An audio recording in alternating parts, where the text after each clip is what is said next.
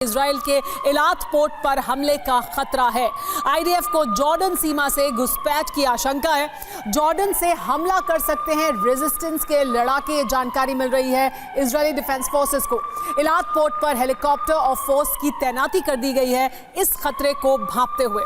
बीते 24 घंटे में इजराइल पर हिजबुल्लाह ने सबसे बड़े रॉकेट हमले किए हैं। उत्तरी इजराइल के कई शहर इन हमलों से दहल उठे हैं। इसके साथ ही इजरायली सेना ने लेबनान पर बड़े पलटवार किए हैं। आशंका यह है कि लेबनान पर बहुत जल्दी ग्राउंड ऑपरेशन शुरू होने वाला है।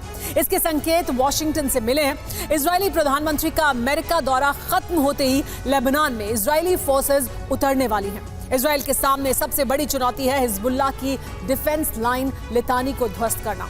इसके लिए अमेरिका विशेष बंदोबस्त कर रहा है। देखिए क्या है हिजबुल्लाह की डिफेंस लाइन और अमेरिका इजराइल के लितानी डिफेंस लाइन को कैसे ध्वस्त करने वाला है।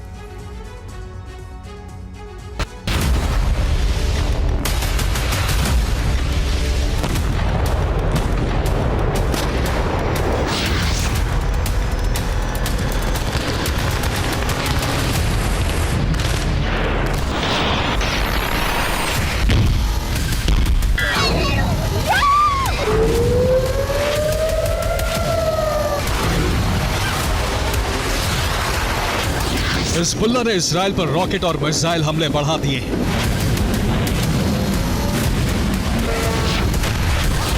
पहली बार हिजबुल्लाह इजराइल पर भारी पड़ता दिख रहा है और अब इजराइल ने लेबनान में ग्राउंड ऑपरेशन का ब्लूप्रिंट तैयार कर लिया है।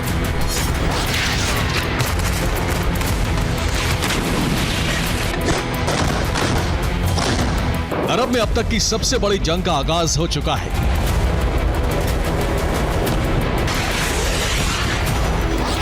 इजराइल सीमा पर हिजबुल्लाह के साथ लेबनान रेजिस्टेंस ब्रिगेड भी तैनात हो चुकी है। लेबनान रेजिस्टेंस ब्रिगेड ने इजरायली शहरों पर रॉकेट वर्षा शुरू कर दी है। इजराइल बॉर्डर से 11 किलोमीटर दूर हिजबुल्लाह ने लाइन ऑफ डिफेंस तैयार कर लिया है। इजरायली सेना लेबनान पर ग्राउंड ऑपरेशन शुरू करने के अंतिम चरण में है।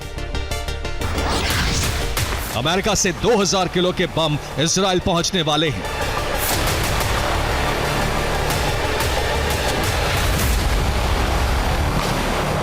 ये सब तैयारी इजराइल को इसलिए करनी पड़ रही है क्योंकि इजरायली शहरों पर हिजबुल्लाह ने बारूदी वर्षा का रिकॉर्ड तोड़ दिया है।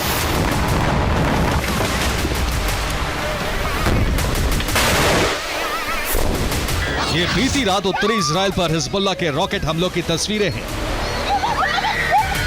हिजबुल्लाह ने बीती रात ताबड़तोड़ रॉकेट हमले किए और इन हमलों से किरियत शिमोना बैतुल्ला इलाके में चीख पुकार मच गई।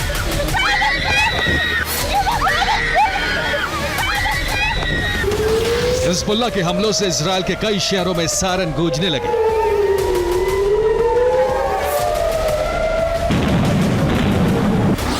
हिजबुल्लाह के 10 से ज्यादा रॉकेट किरियत शिमोना इलाके में गिरे और इलाका धमाकों से दहल उठा।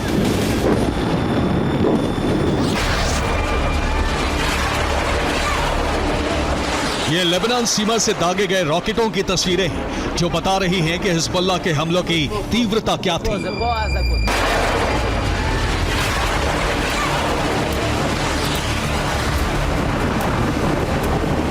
ये किरियत शिमोना पर हमले की दूसरी तस्वीर है। लेबनान इजराइल बॉर्डर के नजदीक से हिजबुल्लाह ने रॉकेट हमले किए।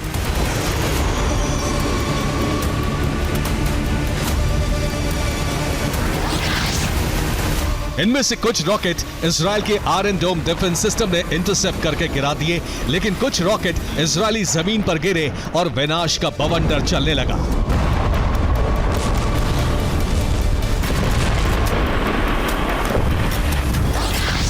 हिजबुल्लाह के रॉकेट किरियत शिमोना की एक फैक्ट्री पर गिरे और इस हमले से आग लग गई।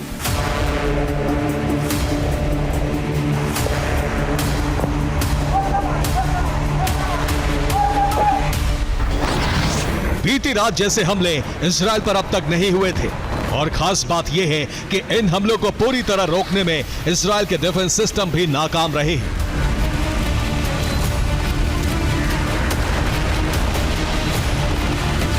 इसके पीछे है हिजबुल्लाह की रणनीति।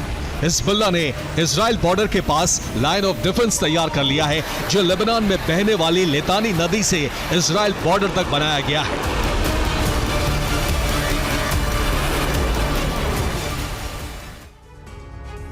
लेबनान में बहने वाली लितानी नदी इजराइल के मैतुला शहर से 11 किलोमीटर दूर है। ये भूमध्य सागर में जाकर गिरती है। हिजबुल्लाह ने इस नदी को क्रॉस करके डिफेंस लाइन तैयार की है। दरअसल यूएनएससी ने 2006 में दूसरी लेबनान जंग का समझौता कराया था। इस समझौते में प्रस्ताव 1701 पास किया गया था। समझौते के तहत हिजबुल्लाह को लितानी नदी लांघने की इजाजत नहीं है, लेकिन हिजबुल्लाह ने समझौता तोड़कर लितानी नदी को लांघने के बाद लाइन ऑफ डिफेंस बनाई है। हिजबुल्लाह ने लितानी नदी से इजराइल सीमा तक सुरंगें तैयार कर ली हैं। सुरंगों में हिजबुल्लाह के रॉकेट और लड़ाके मौजूद हैं। इन सुरंगों से हिजबुल्लाह लड़ाके इजराइल पर रॉकेट हमले कर रहे हैं। हमले करने के बाद लड़ाके सुरंगों में लौट जाते हैं और इजराइल कुछ नहीं बिगाड़ पाता।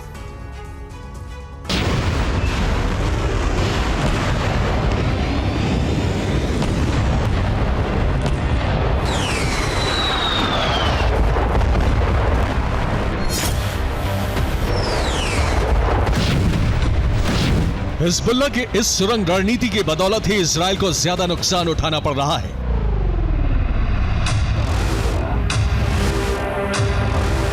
इजराइल के डिफेंस सिस्टम भी इसीलिए फेल हो रहे हैं।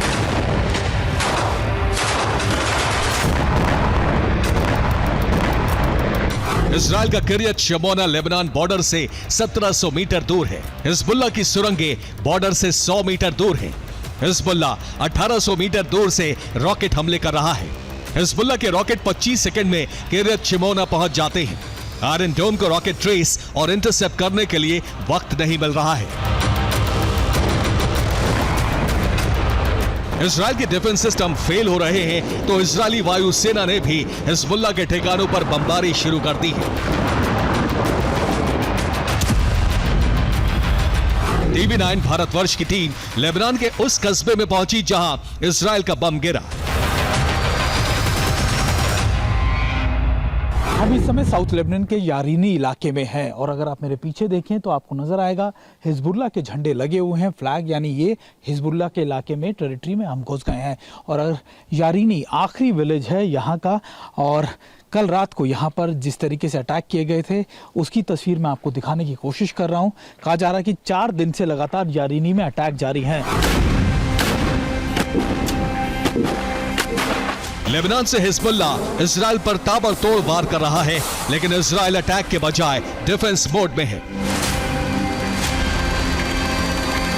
इजराइल के इस रुख के पीछे वजह है हथियारों और जवानों की कमी। गाजा की जंग में इजराइल के सैन्य वाहनों और टैंक बड़े पैमाने पर नष्ट हुए। इजराइल को गाजा में रिजर्व फोर्स भी उतारनी पड़ी। इस वक्त इजराइल के पास हथियार और जवानों की कमी है, इसीलिए जुलाई के अंत में बेंजामिन नेतन्याहू अमेरिका के दौरे पर जा रहे हैं।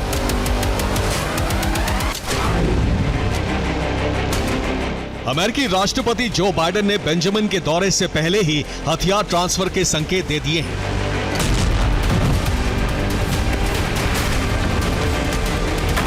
बाइडेन ने कहा है कि ज़ायोनिस्ट होने के लिए आपको यहूदी होने की जरूरत नहीं है। इजराइल ही यहूदियों का सुरक्षित स्वर्ग है जो उनके अस्तित्व के लिए जरूरी है।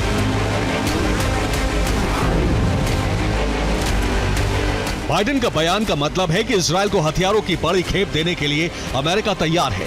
अब तक अंतर्राष्ट्रीय दबाव में अमेरिका इजराइल को 2000 किलो के बम नहीं दे रहा था, लेकिन लेबनान जंग शुरू होते ही ये बम ट्रांसफर होने वाले हैं।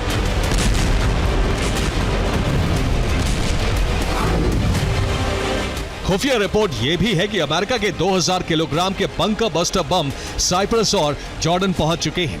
इन्हें जल्द ही इजराइल को ट्रांसफर कर दिया जाएगा।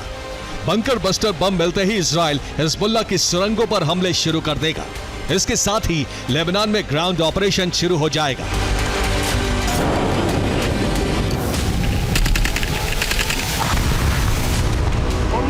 इजराइल लेबनान की जंग तय मानी जा रही है और इसीलिए सट्टा बाजार भी गर्म है। पॉली मार्केट सट्टा बाजार में इजराइल लेबनान की जंग पर लोग पैसे लगा रहे हैं। इजराइल लेबनान पर हमला करेगा, इसका भाव 56 सेंट है, और इजराइल लेबनान पर हमला नहीं करेगा, इसका भाव 43 सेंट है।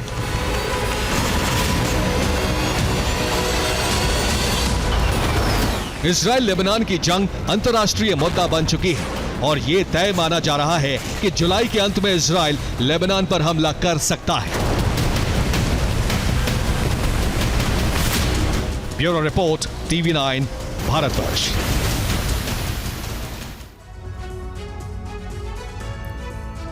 रूस का एक और T-90M टैंक नष्ट हो गया। इस वक्त की बड़ी खबर, युद्ध में अब तक 100 T-90M टैंक भस्म हो गए हैं। T-90M रूस का सबसे शक्तिशाली टैंक है जो भस्म हुआ है।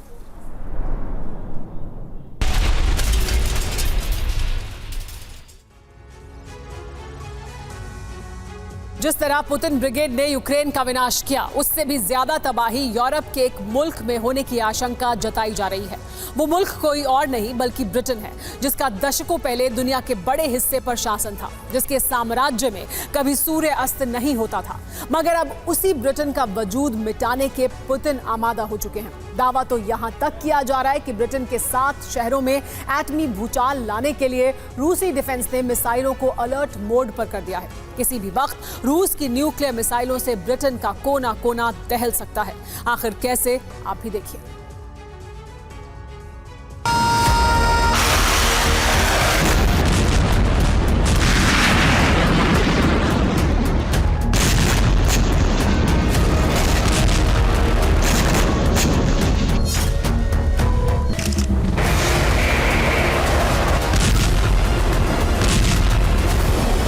अब तक यूक्रेन पर एटमी अटैक की वार्निंग दी जा रही थी।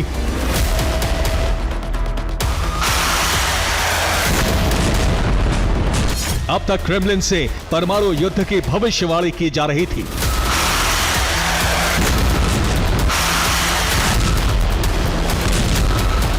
अब तक यूरोप के संपूर्ण विनाश की चेतावनी जारी की जा रही थी।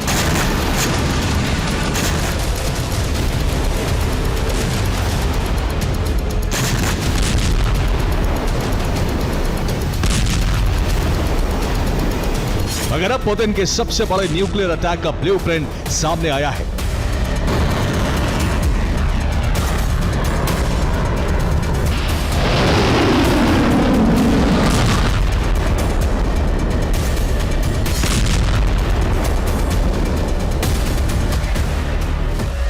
यूरोप में मौजूद एक मुल्क की तबाही से जुड़ा विनाशक प्लान रिवील हुआ है।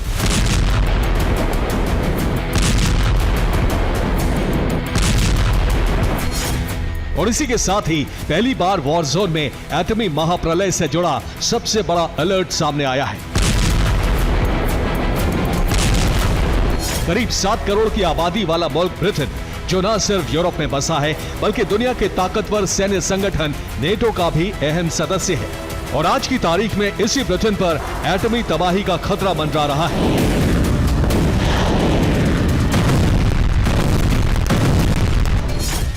दावा तो यहां तक किया जा रहा है कि रूसी सेना किसी भी वक्त ब्रिटेन पर एटमी अटैक कर सकती है। ब्रिटेन के 7 शहरों पर परमाणु हमले का प्लान तैयार हो चुका है। रूस की नॉर्दर्न फ्लीट ब्रिटेन पर एटमी मिसाइलों से अटैक करेगी। अब सवाल यह है कि आखिर यूक्रेन के बजाय पुतिन का फोकस ब्रिटेन पर शिफ्ट क्यों हुआ?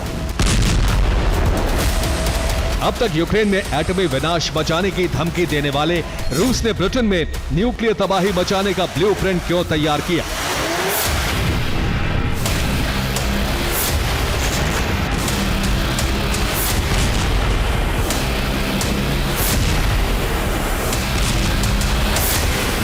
तो आपको बता दें, पुतिन के करीबी सांसद येवगेनी पोपोव, जो कि पेशे से न्यूज प्रेजेंटर हैं, उन्होंने खुलेआम ब्रिटेन के 7 शहरों को दहलाने की धमकी दी है।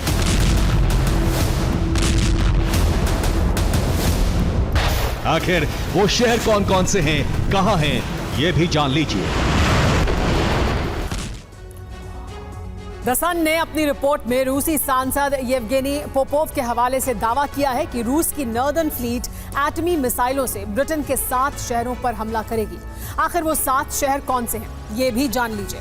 रूसी मिसाइल के टारगेट पर सबसे पहले ब्रिटेन की राजधानी लंदन होगी, जो रूस से करीब 2600 किलोमीटर दूर है। लंदन की तरह रूस की न्यूक्लियर मिसाइल ब्रिटेन के बर्मिंघम शहर पर प्रहार कर सकती है, जो रूस से करीब 2500 किलोमीटर की दूरी पर बसा हुआ है।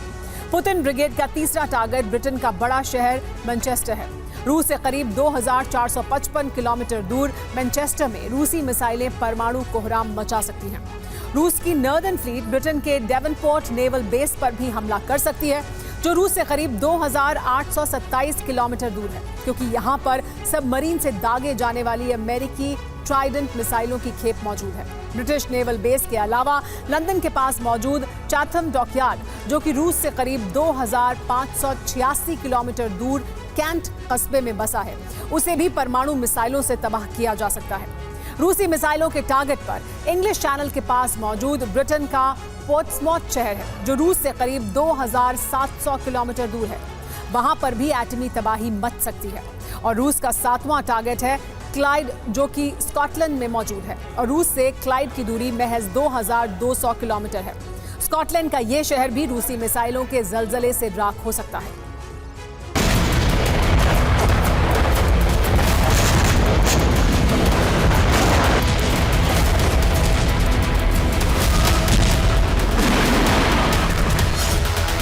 ये वही ब्रिटेन है जो बीते 2 साल से यूक्रेन की पुरजोर मदद कर रहा था।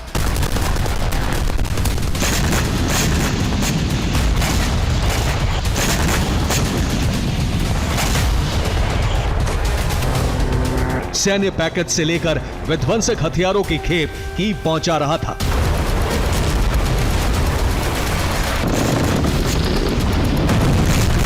इतना ही नहीं, कुछ रिपोर्ट्स में यह भी दावा किया जा रहा था कि ब्रिटिश इंटेलिजेंस खुफिया तरीके से यूक्रेनी सेना को रूस के सैन्य ठिकानों और अहम इलाकों की जानकारी मुहैया करा रहा था।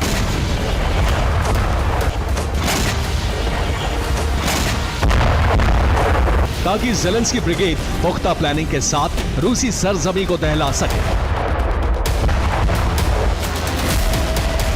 मगर अब वही ब्रिटेन पुतिन के हत्थे चढ़ चुका है।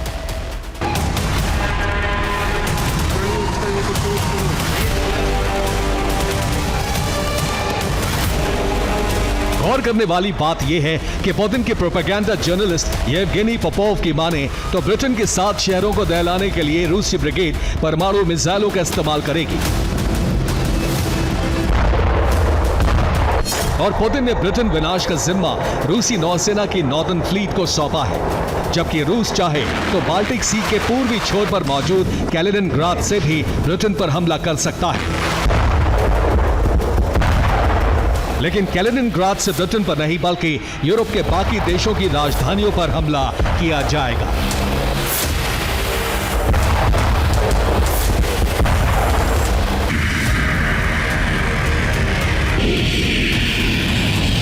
मतलब यह है कि ब्रिटेन विनाश के साथ साथ यूरोपीय देशों की बर्बादी का सिलसिला शुरू हो जाएगा। एक तरफ ब्रिटेन के 7 शहर राख होंगे, दूसरी तरफ यूक्रेन का साथ देने वाले तमाम नेटो देशों पर भी तबाही का खतरा मंडराने लगेगा।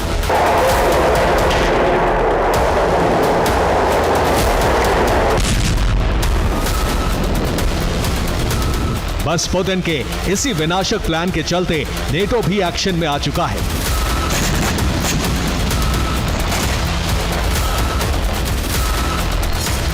नेटो के 80,000 जवान रूसी बॉर्डर पर तैनात होंगे।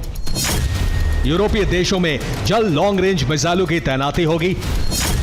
पेंटागन यूरोपीय देशों को मिसाइलों की खेप सप्लाई करेगा। टॉमाहॉक और SM-6 जैसी मिसाइलें पेंटागन यूरोप भेजेगा। जर्मनी में सबसे पहले लॉन्ग रेंज मिसाइलें तैनात की जाएंगी। वहीं यूक्रेन को भी जल्द से जल्द हथियारों की खेप दी जाएगी।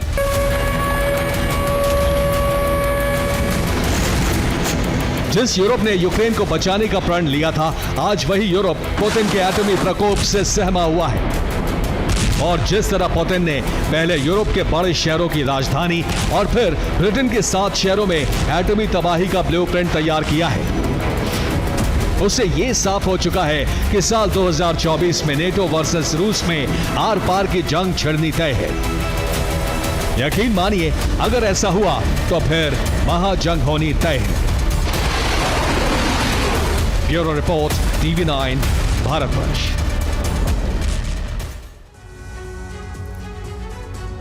सुपर प्राइम टाइम में इस वक्त की बड़ी खबर यह कि रूस के सर्विलांस स्टेशन पर ड्रोन हमला हुआ है।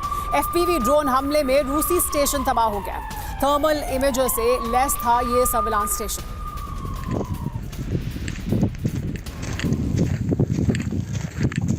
Буквально минут. क्रीमिया इस वक्त यूक्रेन युद्ध का सेंटर बन गया है। क्रीमिया में तीसरे विश्व युद्ध का ट्रिगर दब गया है।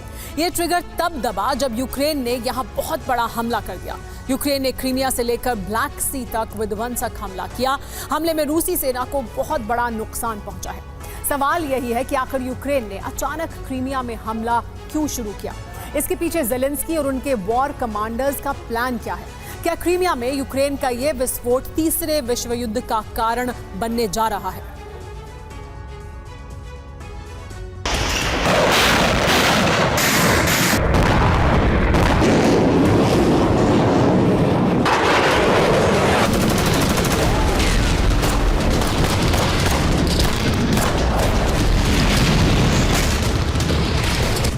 पहला धमाका,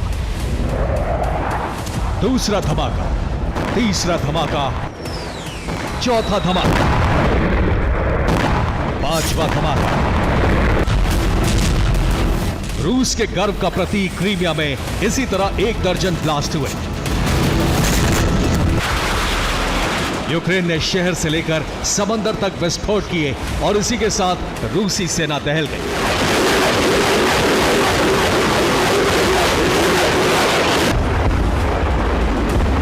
क्रीमिया की लड़ाई अचानक बहुत विध्वंसक हो गई है। क्रीमिया में यूक्रेनी सेना के हमले अचानक बढ़ गए हैं।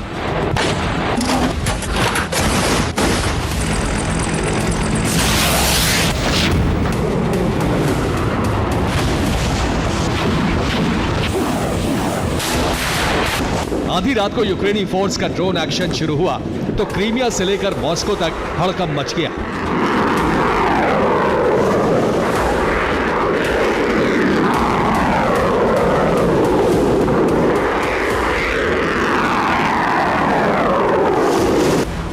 ये हड़कंप इसलिए मचा क्योंकि यूक्रेनी फोर्स क्रीमिया में रूसी सेना को फिर से बड़ा जख्म देने में कामयाब हो गई।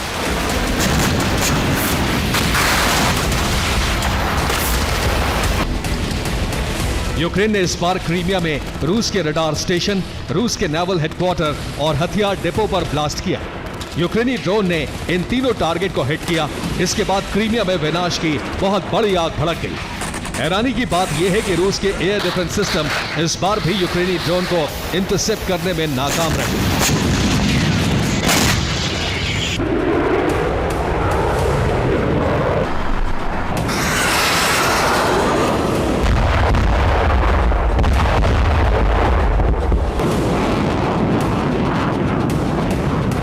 सवाल यही है कि आखिर ज़ेलेंस्की के जंगबाजों ने अचानक क्रीमिया को दहलाना क्यों शुरू कर दिया है?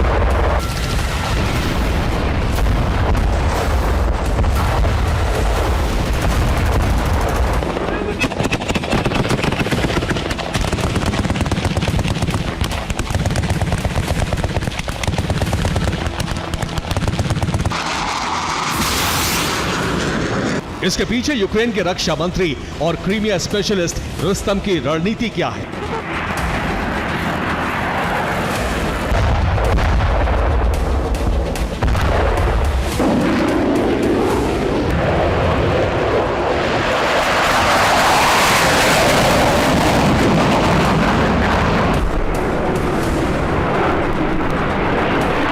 दरअसल इस हमले के जरिए युद्ध भूमि में लगातार बड़ी बढ़त बना रही रूसी फौज को रोकने की कोशिश है। रूसी सेना यूक्रेन में विध्वंसक हमला करते हुए कीव की तरफ तेजी के साथ आगे बढ़ रही है। क्रीमिया पर हमला कर यूक्रेन रूसी सेना को क्रीमिया में ही उलझाना चाहती है। फिलहाल यूक्रेनी फोर्स की ये कोशिश कामयाब होती भी दिख रही है।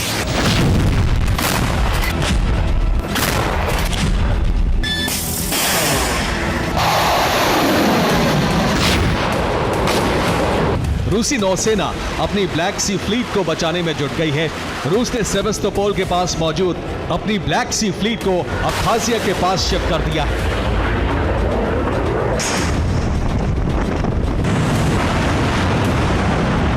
अब रूस की पूरी ब्लैक सी फ्लीट यहीं पर स्टेशन है।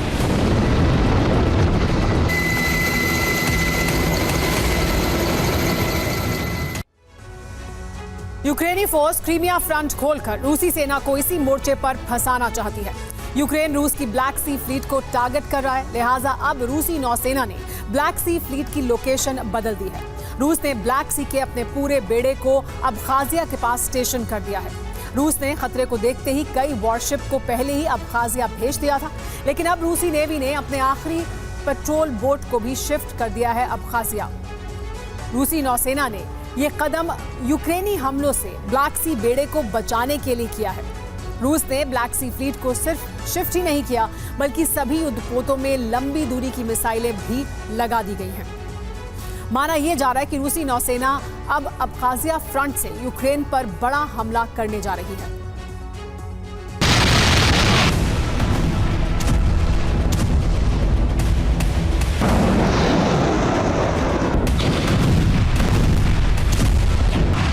क्रीमिया पर हमले के लिए यूक्रेन नए नए हथियारों का इस्तेमाल कर रहा है।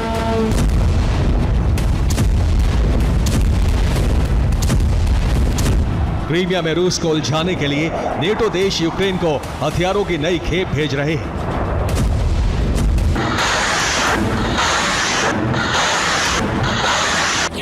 स्पेन यूक्रेन को 10 लेपर्ड टैंक और एंटी टैंक मिसाइल देने जा रहा है। जर्मनी ने सीक्रेट तरीके से लंबी दूरी तक मार करने वाली मिसाइलें और सैन्य वाहन यूक्रेन पहुंचा दिए हैं। इसी के साथ ही यूक्रेन तेजी से हॉवित्जर और ड्रोन का प्रोडक्शन कर रहा है।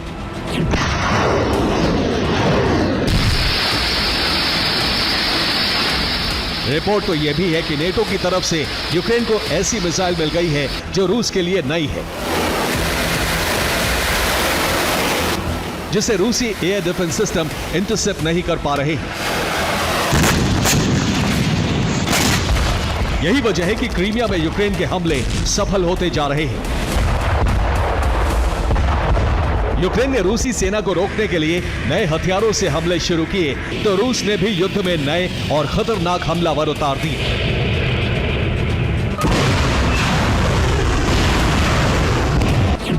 यह है रूसी सेना का नया ड्रोन, जो 400 किलोमीटर प्रति घंटे की रफ्तार से उड़कर हमले करता है। रूसी सेना अब इसी ड्रोन से यूक्रेनी फोर्स को टारगेट कर रही है।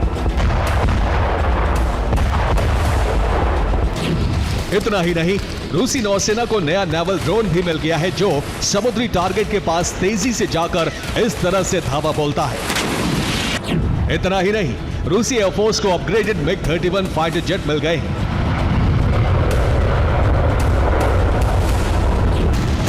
रूसी सेना हर हाल में कीव पर कब्जा करने के लिए हमले कर रही है, तो यूक्रेनी फोर्स उसे पूरी ताकत से रोकने में जुटी है।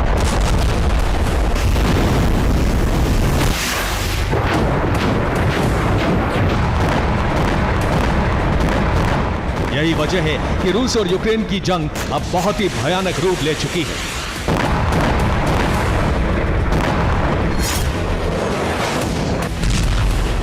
Bureau report, TV9 Bharatvarsh. Putin के पास सेना की कमी नहीं, लेकिन रूस के शहरों में लगातार प्रहार ने पुतिन को रणनीति बदलने पर मजबूर कर दिया है। अब रूसी शहरों की सुरक्षा में सेना की भारी तैनाती की गई है। इसके लिए यूक्रेन से कुछ सैनिकों को वापस बुला लिया गया है। यूक्रेन में हुई इस कमी को पूरा करने के लिए रूस बशकीर फौज को यूक्रेन में भेज रहा है। घोड़े से चलने वाली ये फौज बेहद खतरनाक मानी जाती है। दूसरी तरफ यूक्रेन ने भी अपनी सबसे शक्तिशाली अज़ोव बटालियन को फ्रंटलाइन पर भेज दिया है। नई तैनाती से जंग और भीषण होने की आशंका जाहिर की जा रही है।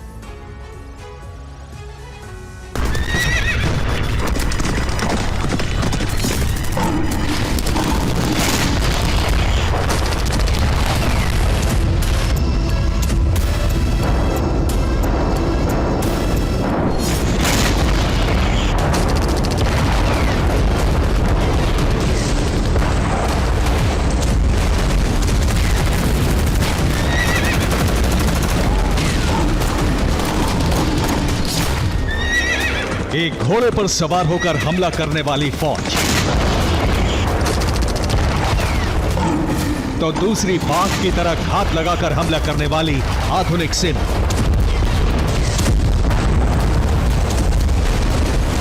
रूस यूक्रेन के हालिया फैसलों से जंग के मैदान में एक अनोखा मुकाबला देखने को मिल सकता है।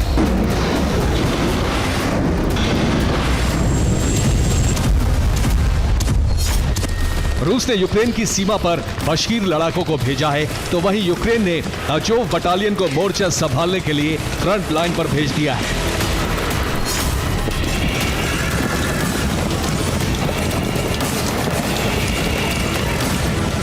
रूस की बश्कीरी आर्मी और यूक्रेन की अजोव बटालियन दोनों बेहद घातक हैं।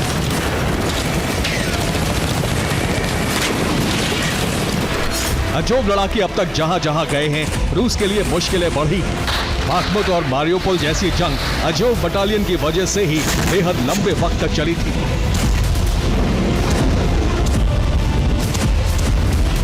लेकिन रूस ने जिन सैनिकों को अब अजोव बटालियन के सामने भेजा है, वो आज के जमाने की सेना से बिल्कुल अलग नजर आती है।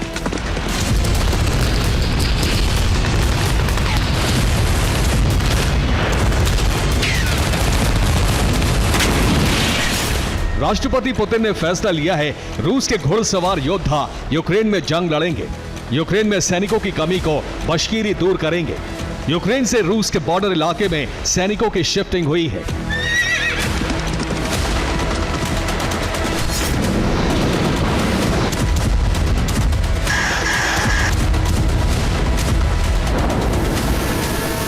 रूसी शहरों में लगातार हमले के बाद बॉर्डर के आसपास के इलाकों में सुरक्षा बढ़ाई गई है। यूक्रेन से सैनिकों को वापस बुलाकर रूसी शहरों में तैनात किया गया है।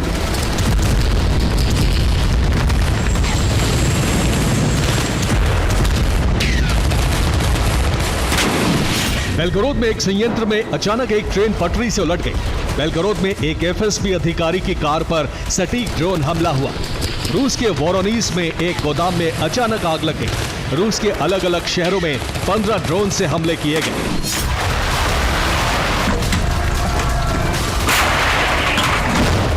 लगातार ऐसे हमलों की वजह से ही यूक्रेन से काफी सैनिकों को लौटकर रूसी शहरों में आना पड़ा है और इसके बाद बश्कीरियों को यूक्रेन भेजा गया है।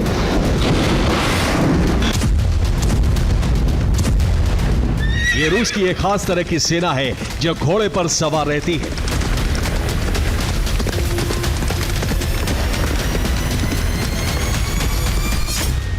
ये रूस की बशकोर्तोस्तान में रहने वाली आबादी है। इस क्षेत्र को बश्कीरिया भी कहा जाता है।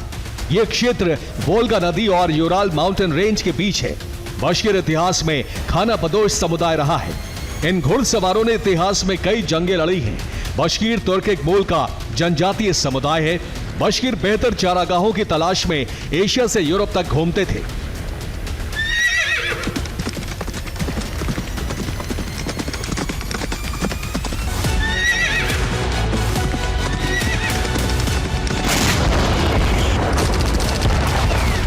इस तैनाती के बीच रूस में हमले की रफ्तार बेहद तेज है।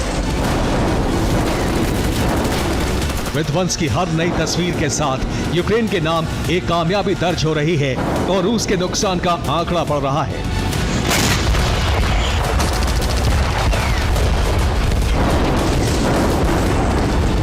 ये रूस पर यूक्रेनी स्पेशल फोर्स का हमला है। सेना की वही टुकड़ी जो जहां भी गई रूस को गहरे जख्म दिए। अजोव बटालियन ने मोर्चा संभाल लिया है, तो वहीं रूस में भी बहुत बड़ी फौज तैयार कर ली गई है।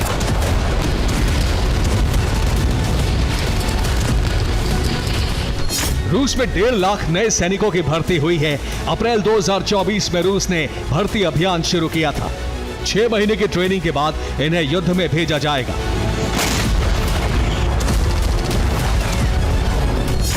यूक्रेनी ड्रोन के हमलों का बदला जारी है। डोनेट्स्क के क्रास्नी लीमन में फैब से हमला हुआ।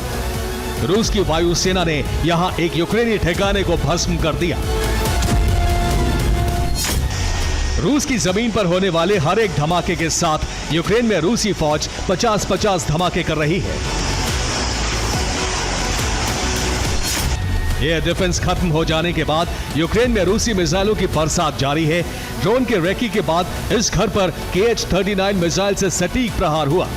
यहां यूक्रेन के सैनिकों ने ठिकाना बनाया था। रूस जल्द से जल्द यूक्रेन के ज्यादा से ज्यादा सैनिकों को खत्म करने के मिशन पर है, इसलिए सैन्य अड्डों का पता लगाकर मिसाइल से प्रहार किया जा रहा है। यह धमाका रूस की KH-38 ML मिसाइल का है।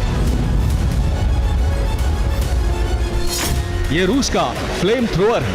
हवा में जाने के बाद ये जमीन पर जहां भी गिरता है जोरदार धमाके होते हैं। ज़ेपोरिज़िया में रूस लगातार इस हथियार से विध्वंस मचा रहा है।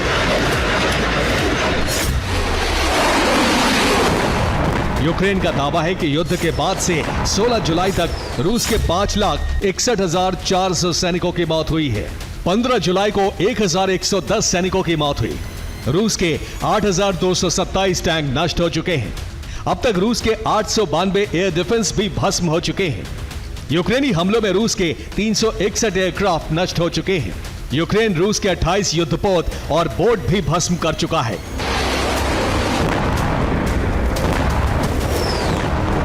फिलहाल यूक्रेन की फ्रंट लाइन से लेकर रूस के शहरों तक हमले जारी हैं। रूस की कोशिश है कि एयर डिफेंस की मिसाइलें पहुंचने से पहले यूक्रेनी सेना के तमाम मोर्चों को मिसाइल से खंडहर बना दिया जाए। अब यूक्रेन में रूस के ड्रोन लगातार रेकी कर रहे हैं और सैन्य ठिकानों की लोकेशन ले रहे हैं। सटीक लोकेशन मिलने के बाद रूस अपनी घातक मिसाइलों से यूक्रेनी सेना के ठिकानों को भस्म कर रहा है।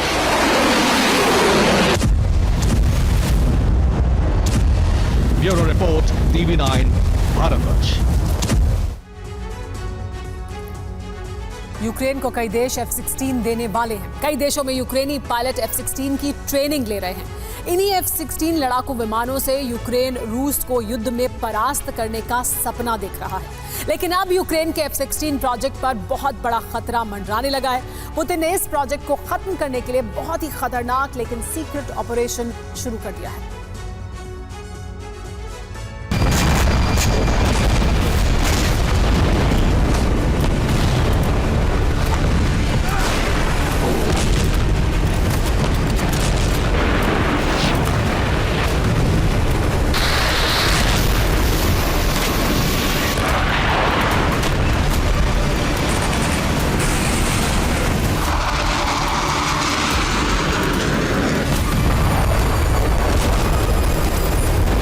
पुतिन और उनकी सेना ने विनाश का नया रूट खोल दिया है।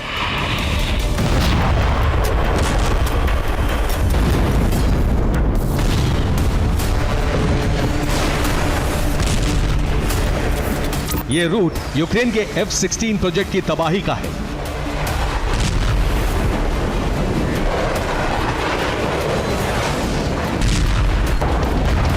अब तक रूस यूक्रेन के उन एयरबेस, एयरफील्ड, एयर स्ट्रिप को तबाह कर रहा था जिनका इस्तेमाल यूक्रेन F-16 के लिए करने वाला था। रूस ने उन ट्रेनिंग ग्राउंड को भी टारगेट किया जिसमें यूक्रेन के पायलट F-16 की ट्रेनिंग ले रहे थे।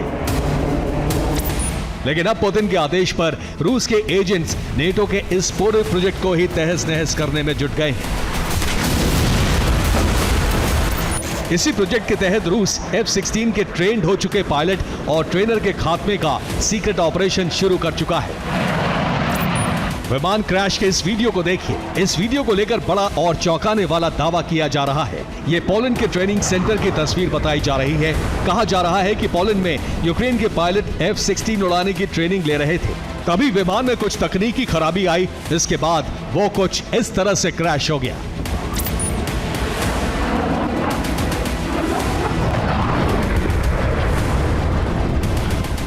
पश्चिमी देशों के रक्षा विशेषज्ञों को शक है कि इस विमान को रूसी हैकर्स ने तबाह करवाया। हालांकि इस दावे का सच क्या है, ये अब तक सामने नहीं आ सका है।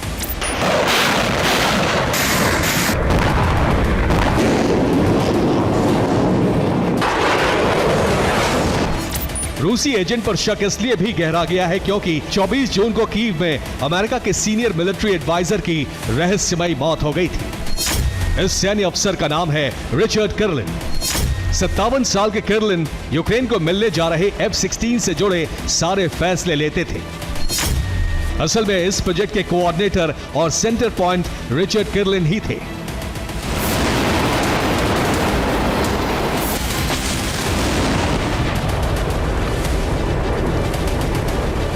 शक है कि यह कोई सामान्य या स्वाभाविक मौत नहीं है, बल्कि इसके पीछे रूसी एजेंट है। हालांकि अभी इस बात की पुष्टि नहीं हो सकी है, लेकिन डिफेंस एक्सपर्ट्स ने कहा है कि यह सब इसलिए हो रहा है क्योंकि पुतिन ने F-16 के खिलाफ सीक्रेट ऑपरेशन छेड़ दिया है। रूसी अभियान के बाद F-16 प्रोजेक्ट पर बड़ा खतरा मंडरा रहा है। इससे यूक्रेन के राष्ट्रपति वोलोदिमीर ज़ेलेंस्की भी टेंशन में है। अब ज़ेलेंस्की ने कहा है कि यूक्रेन को जितने F-16 मिलने जा रहे हैं वो रूस को रोकने के लिए पर्याप्त नहीं है।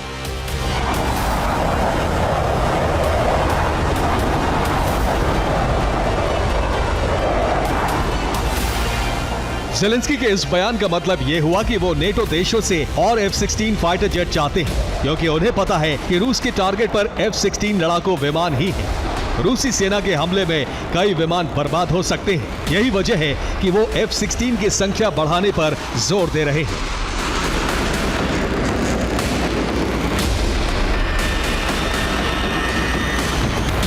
Bureau report, TV9, Bharatvarsh.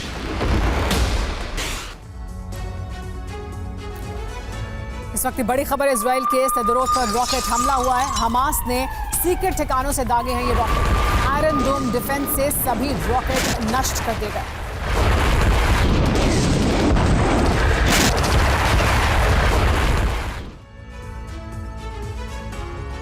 चुनावी रैली में ट्रंप पर हुए जानलेवा हमले से पूरी दुनिया में खलबली मची हुई है। तो इसी बीच यूक्रेन से यह खबर सामने आ रही है कि ट्रंप को गोली लगने की खबर सामने आने के बाद यूक्रेन में जश्न मनाया गया। यूक्रेनी सेना के जवानों ने ट्रंप के घायल होने पर खुशी जाहिर की। आखिर क्यों, आप भी देखिए। Take a look at what happened.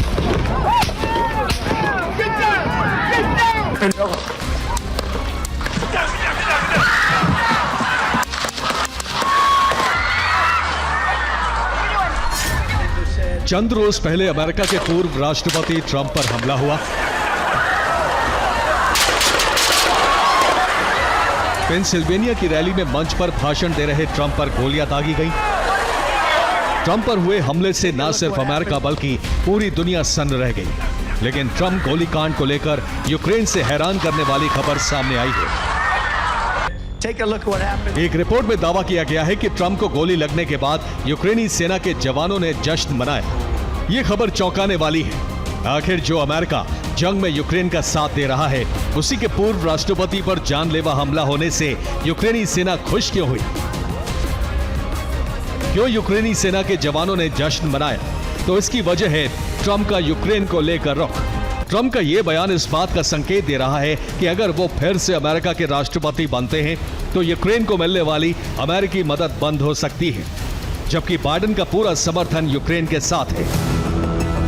लेकिन ट्रंप इसी मुद्दे को ढाल बनाकर बाइडेन पर लगातार प्रहार कर रहे हैं।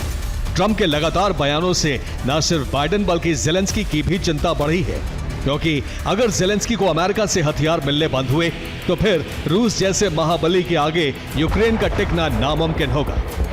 मतलब साफ है कि अगर ट्रंप की जीत हुई तो फिर यूक्रेन का हुक्का पानी, उसे हथियारों की सप्लाई ठप हो सकती है। और सिर्फ यूक्रेन ही नहीं बल्कि ट्रंप नेटो देशों के पर कतरने का ऐलान कर रहे हैं। शायद यही वजह है कि ट्रंप को लेकर यूक्रेन में डर का माहौल है। लिहाजा ट्रंप गोलीकांड के बाद यूक्रेनी सैनिकों के जश्न की खबरें सामने आ रही हैं। Bureau report, TV9, Bharatvarsh. Gaza का युद्ध हमास और इजराइल के बीच है, लेकिन इसमें एक सीधी पार्टी है, फिलिस्तीन अथॉरिटी यानी फतह मूवमेंट। गाजा में फिलिस्तीन अथॉरिटी का अंत करने के लिए ही इजराइल ने हमास को खड़ा किया था। इसके बाद दोनों गुटों में मतभेद गहरे होते गए। लेकिन अब सवाल यही है कि इजराइल के सीज फायर के बाद गाजा किसके नियंत्रण में होगा, हमास या फिर फिलिस्तीन अथॉरिटी? अब इन दोनों संगठनों के बीच चीन सुलह के लिए उतर चुका है। देखिए क्यों चीन ऐसा कर रहा है और क्या है चीन का गाजा उद्देश्य।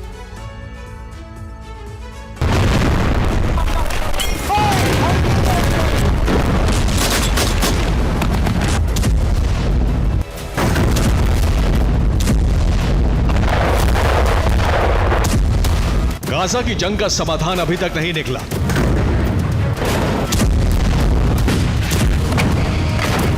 गाजा पर बमबारी जारी है और युद्ध विराम का आसार दूर दूर तक नहीं है।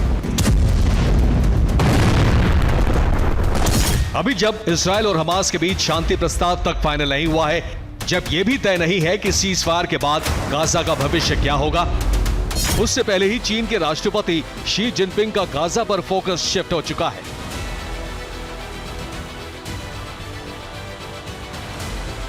ईरान मीडिया की ये रिपोर्ट दिखने में भले ही साधारण लगे, लेकिन इसके मायने गहरे हैं। दरअसल चीन की पहल पर हमास और फिलिस्तीन अथॉरिटी की मीटिंग होने वाली है। ये मीटिंग अगले हफ्ते होने वाली है। मीटिंग चीन के विदेश मंत्रालय ने फिक्स कराई है, जबकि हमास और फिलिस्तीन अथॉरिटी के बीच पुराने मतभेद हैं। साल 2000 की शुरुआत से ही फिलिस्तीन अथॉरिटी और हमास के बीच विवाद शुरू हो गया था। इजराइल गाजा से फिलिस्तीन अथॉरिटी यानी फतेह के शासन का अंत चाहता था और हमास को गाजा में बढ़ावा दे रहा था।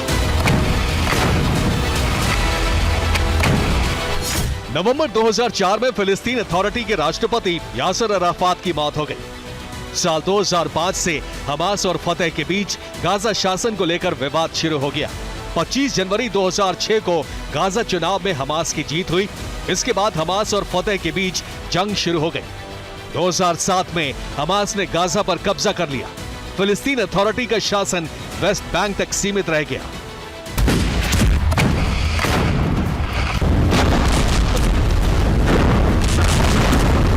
गाजा की जंग शुरू होने के बाद भी फतेह और हमास के बीच ये विवाद खत्म नहीं हुआ है। अब चीन इस विवाद को सुलझाने के लिए सामने आया है। हालांकि अभी ये तय नहीं है कि गाजा का युद्ध कब खत्म होगा, लेकिन चीन भविष्य की योजना बनाने लगा है।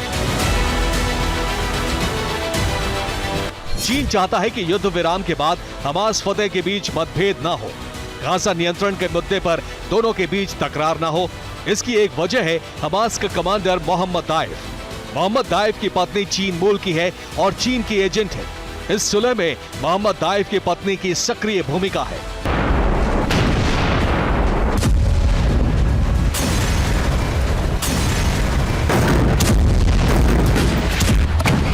चीन चाहता है कि जंग रुकने के बाद गाजा का नियंत्रण हमास और फतेह दोनों के हाथ में रहे। इसके पीछे वजह है कि चीन भूमध्य सागर से जुड़े गाजा पर धीरे धीरे अपना नियंत्रण चाहता है। अगर गाजा में हमास फतेह की साझा सरकार बनी तो चीन अपना प्रभाव बढ़ाएगा। गाजा पुनर्निर्माण के नाम पर चीन गाजा में बड़ा निवेश करेगा। इसके साथ ही अमेरिका के अहम सहयोगी इजराइल के नजदीक सैन्य बेस बनाने का मौका मिलेगा। साथ ही गाजा मरीन तेल और गैस भंडार पर भी चीन कब्जा जमाने की योजना बना चुका है। इसीलिए धरती के सबसे बड़े भूमाफिया जिनपिंग की नजर गाजा पर है और वो हमास फतेह के बीच सुलह कराने में जुटा है। Bureau report, TV9 Bharatvarsh. North Korea में वही होता है जो किम जोंग कहता है। तरह तरह की कानूनी पाबंदियों के जकड़े नॉर्थ कोरिया के लोगों को जरा सी गलती पर मौत की सजा दी जाती है, लेकिन इस बार तो किम जोंग बेरहमी की हद पार कर चुका है। सिर्फ प्रतिबंधित देश का सीरियल देखने पर किम जोंग 30 बच्चों को गोलियों से भुनवा चुका है।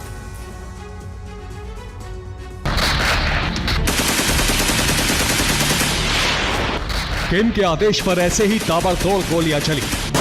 गोलियों की गूंज थमने के साथ ही खत्म हो गई 30 जिंदगी। नॉर्थ कोरिया के सैनिकों ने जहां निशाना लगाया वहां बच्चों की एक कतार थी। रिपोर्ट के मुताबिक 30 नाबालिग छात्रों को सरेआम गोली मारी गई। साउथ कोरिया के सीरियल देखने की सजा दी गई। छात्रों ने पेन ड्राइव में स्टोर किए गए कई साउथ कोरियन ड्रामा देखे थे। पिछले दिनों साउथ कोरिया से नॉर्थ कोरिया में कचरा भरकर नॉर्थ कोरिया की तरफ भेजा गया था। रिपोर्ट के मुताबिक उन्हीं गुब्बारों के जरिए बच्चों को एक पेन ड्राइव मिली। बच्चों का गुनाह बस यही था कि उन्होंने पेन ड्राइव में स्टोर सीरियल्स देख लिए। उत्तर कोरिया में जापान कोरियन और अमेरिकन ड्रामा पर बैन है। वहां केवल रूस का सिनेमा या फिर जिसे सरकार ने माना हो वही देखा जा सकता है। किम जोंग के देश में कानून के मुताबिक साउथ कोरियन फिल्म या सीरियल को लोगों तक पहुंचाने वाले को मौत की सजा और देखने वालों के लिए 15 साल तक जेल की सजा का प्रावधान है। अब बच्चों पर आरोप साबित होने के बाद 30 नाबालिगों को सरकार ने गोली मारने का आदेश दिया था। नॉर्थ कोरिया का नाम दुनिया के उन देशों में शुमार है जहां का कानून लोगों को आजादी से जीने का अधिकार कम और बंदिशों में रहने के लिए अधिक मजबूर करता है। और आज तक जब जब कानून टूटा है ऐसी सजा दी गई है कि नॉर्थ कोरिया के लोग वो गलती दोहराने की हिम्मत ना करें। Bureau report, TV9 Bharat.